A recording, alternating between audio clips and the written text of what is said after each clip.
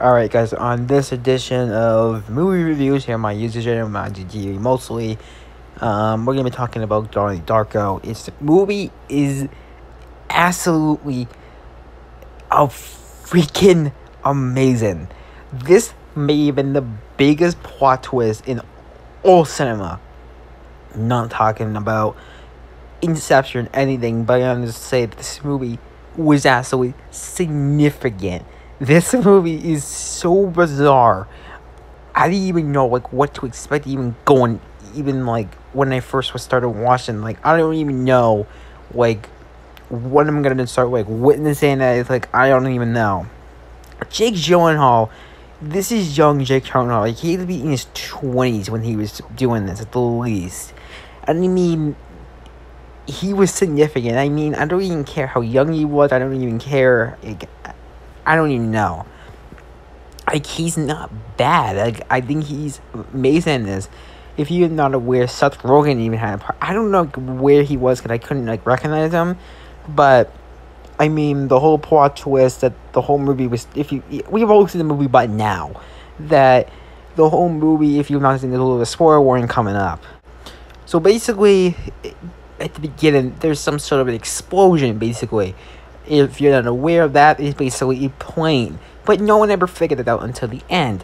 If you've not seen the movie Donnie Darko, then be warned, it's gonna be spoiled. But basically, it looks like that there was some sort of a connection between the Bonnie Frank, and obviously he somehow warned them, basically saying, "Oh, the end of the world." But what he was really warning them was the events that would come on October 2nd, which happened 26 days before it.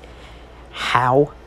I don't know. But that is bizarre. I do have a theory. Alright, let's go into a first fan theory, and possibly a theory I did have. And this actually goes back actually to say, this might sound oddly bizarre, but obviously I think it's actually a prequel to another time travel movie. No, it does not connect to Avengers Endgame. We wish it was connected, but I think Donnie Darko is actually some type of prequel to A Wrinkle in Time. Basically, A Wrinkle in Time is based off the same name, basically based off the novel by the same name. But basically, you're saying, wait, how is this basically a prequel to A Wrinkle in Time? Where it obviously kind of makes a little sense, actually. This space continuum is obviously kind of obvious. If you're not aware, there are 3 basically witches somehow, basically, just have completely odd names. I don't know, I think it's some of them.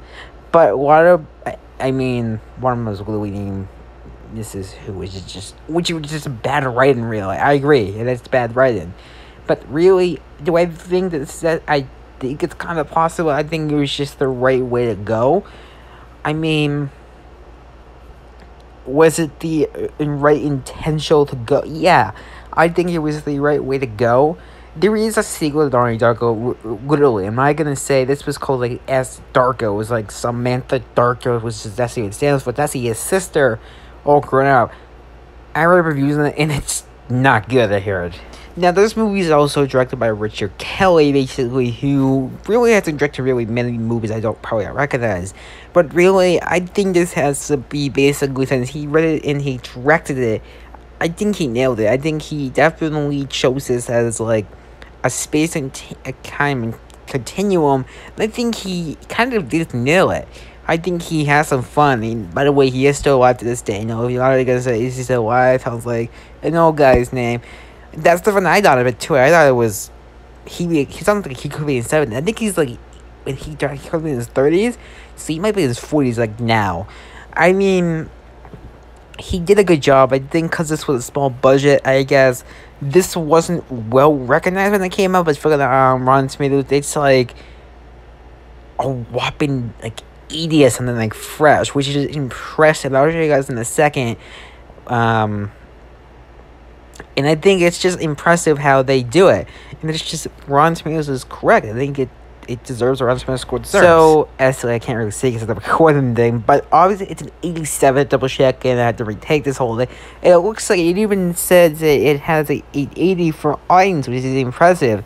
Then if you think about it, when this movie first came out, I actually heard it wasn't well recognized. And I kind of see that actually. The first like couple minutes when they first meet like the guy after the plane crash or not the plane crash, kind of the engine, they ought to do something kind of bad at first, but then it kind of tempos actually to a better movie. I mean, that was smart. They did that towards the beginning, not the end, because I thought that the ending was a big plot twist. I mean, do I think? I mean, yeah. I mean, Jake Gyllenhaal went on to do something in the MCU. He went on to do The Day After Tomorrow, which is one of his more recognized ones. With his Quaid, he did a lot more. Now, it was considering Far From Home, like I said. He was in Nightcrawler. He was in Prisoners, which I still want to see. That's directed by the guy that did Cairo and Arrival and Blade Runner 2049. And now he's doing Dune, which is impressive. But basically what I'm saying is why do I think that this is something that Jake Gyllenhaal should have done years ago, at least before? Yeah, this definitely is good. He gets moved out of the way when he was younger, so he wasn't doing something like this when he was older, like now, because he's doing more big projects like something in the MCU or something DC or something working with like Warner Brothers or something. I think it was good for him to do this thing now, and I think it was good for him for his career. Definitely kicked it off, and I think he definitely has fun doing this. I mean, it was a young Jake Gyllenhaal. So you can see right there. That's Jake Gyllenhaal, the guy wearing the hoodie, as you can tell. I don't know who played Russian, where she ended up. I'm taking that she definitely had some fun doing this as well. I think the location shooting in the credits actually was shot on location, which is cool. They actually think. And yeah, you see my point. Alright guys, I'm going to close this out by just giving a quick score. I'm going to give it a 9 out of 10. It is a good movie. Highly recommend this. It was a good twist, and I mean, yeah, it wasn't that bad of a movie. I thought it was amazing. Where they place it in my ranks of best movie of all time, I say number 4. It was interesting. I thought it had some fun. It definitely had it. Yeah, I thought it was a fun, interesting movie. I thought Richard Kelly, who directed it, I really enjoyed it. Michael Andrews, who just composed the score for Instant Family. We'll shout out to him that he composed this correctly. When this movie first came out, there wasn't even YouTube, which is odd to even think about.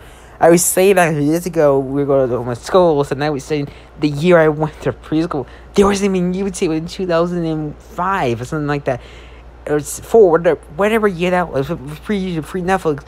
Talk to you guys later, and alright guys, talk to you guys later, and subscribe if this is going on IGTV. Follow me on Instagram at movie46. See you guys. Bye.